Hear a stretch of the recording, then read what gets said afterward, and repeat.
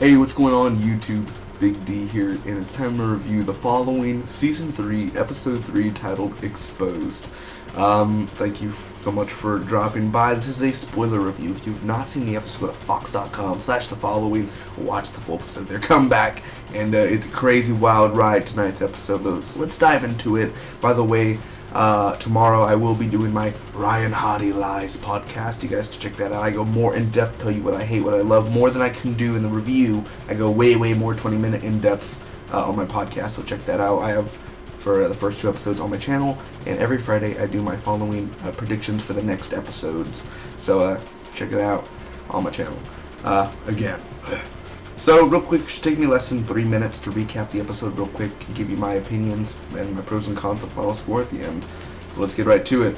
First off, I'll just try to rush through, guys. I know you guys want to just get me to my review. It's the point where you're here. So, Ryan dreams of Gwen and that, like, she's stuck in a box, basically what happened to Clark. And what I've been saying, I wanna make a following drinking game, you know what I mean? Like, every time Ryan dreams about him being covered in blood, or Ryan dreams about Joe being like, hello, Ryan. And then just quick little shot. Maybe a bottle for a dream, because he's always dreaming about something. Blood. You know, oh my god, Gwen. So that was really weird. There was a conference, and he calls out Mark, and he calls Mark a delusional coward. Basically, they reveal the sketches of Kyle and Daisy so people can identify them now. Neil and his dad, which his name's Charles. So it's Neil Perry, Charles Perry.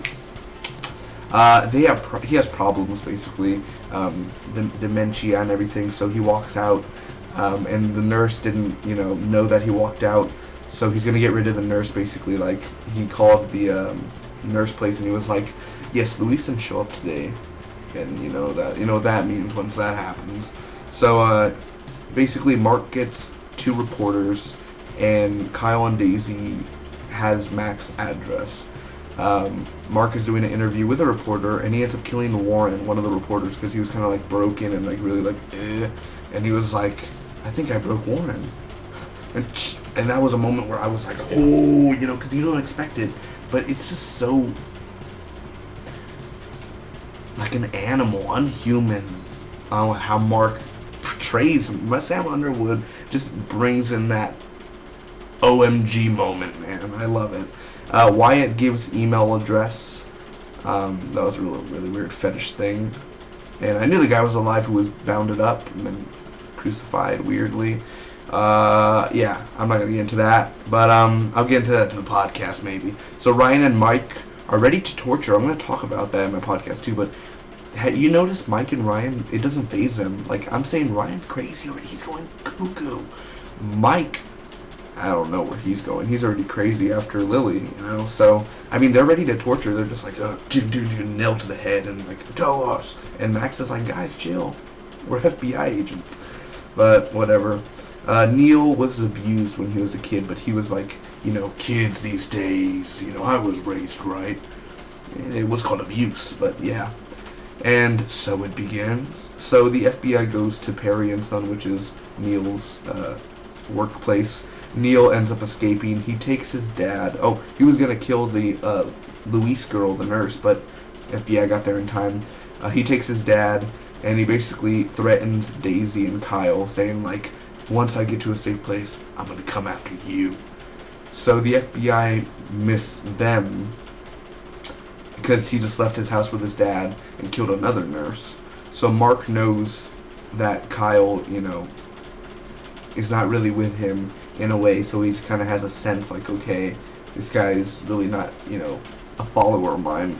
So he ends up tracking Charles with a GPS, the FBI. They're at a fruit market, and first off, I'm going to get into one of my cons, but why every single time out of 14, I mean, I've been alive 17 years, but 14, 15 years of watching cop FBI type of movies or TV shows, why Ryan was right there in his sight, and it takes him 5 minutes to enter the damn store. The GPS is in there, guys. Run into the store. Don't just be like, Like, literally, it took Neil a time to go around the corner, and he was like, think, Neil. What do I do, Neil? And it took him like 2 minutes, and like, literally, you could have escaped by then. I know it's writing in the TV show world, but realistically, come on, guys. We're not 5-year-olds. We could write this stuff, man. So Neil kills this guy, and his dad sees. That's a big moment, man. His dad sees, and he ends up yelling, and Neil is forced to leave. Ryan almost shot him, but the dad's still alive, Charles, and he was just like, don't touch me. Dad, you know I'm not a killer. You know, just one of those. So, also, are you serious, Ryan? It didn't faze you any to shoot the damn tires? Not once. Maybe I'll shoot the 3 tires I have available at aim. No. Just, no. Of course, because FBI agents don't know. So a car chase ends up happening, and Neil ends up dying. Long story short, they kill him. So Tom sees Mike and Max hug. Thought I should point that out.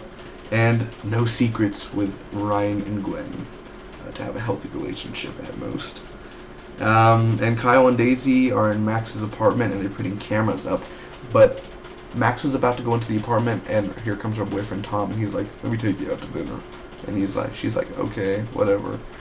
And she gets to live another day, but next week's 2 hours of the following. So I'm pretty sure something's gonna go down with Max.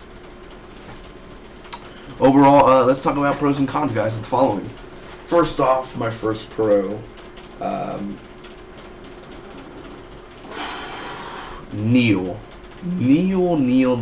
Just, I heard a rumor, and I've been saying to you guys that he's going to be the big bad of season 3. I guess not.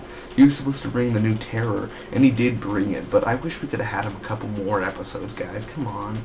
It's a con and a pro. Neil was great this episode, and he brought the big WTF moments and the oh my gosh moments, and he's just a very fun atmosphere to be on screen.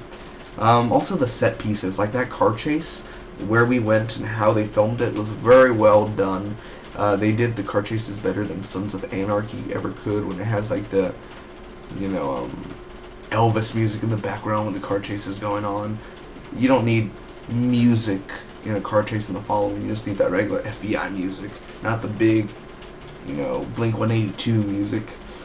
Ryan and Mike are crazy. That's what I love about it. Mike didn't get to talk that much when you think about it. They showed Mike a lot in this episode. He just didn't talk as much as Ryan blabbed his mouth away. But they're both crazy, and I love it.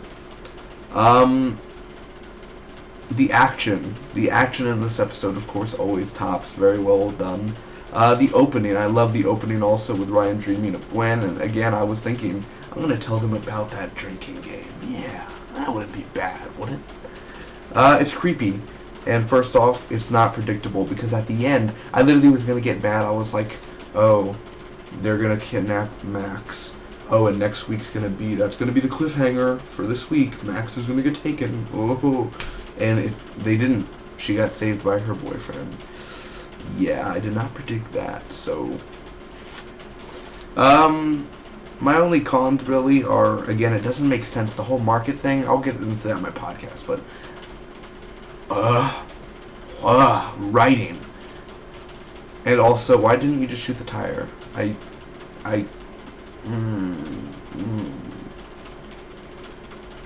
my gosh. I don't know. No more. And also, no Luis.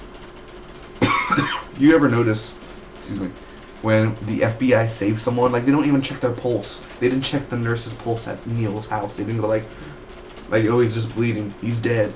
We gotta go get Neil. We don't care about other people. We checked the bodies, man. Interview Luis. But I didn't like the ending, really. I'm gonna be honest with Kyle and Daisy putting cameras. Is that supposed to be a huge cliffhanger? Is that supposed to be... Oh my gosh. It's just cameras. Let's be honest here. Big whoop. Cameras. We've never seen cameras installed into a place before. Something's gonna go down, and I'm excited, but to end an episode like that, no. And also, I'm not gonna take points off for this, but no Joe again. Where is my Joe? I need my Carol up in me, man. But overall, I do love this episode, and it is great. It's not boring, it's not stupid, it's still entertaining, it's still fun, still keeping me creepy, still keeping me laughing, still keeping me loving this series. And all you haters out there, I don't know.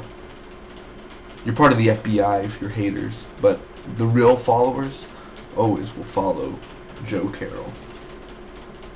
Anyway, I'm going to end up giving this following episode a A-, which is a 9.15 out of 10. This is good. I think for 3 straight weeks, the following's been keeping an A status.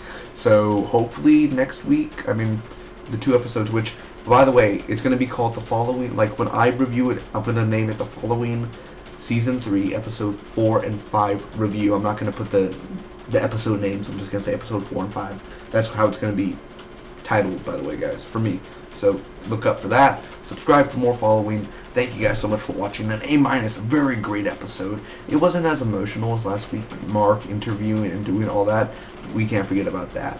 Remember, subscribe if you want to become a follower. If you don't, you're an FBI agent, and we do not tolerate FBI agents here. You will end up in a box. Until next time, it's Spock be with you always.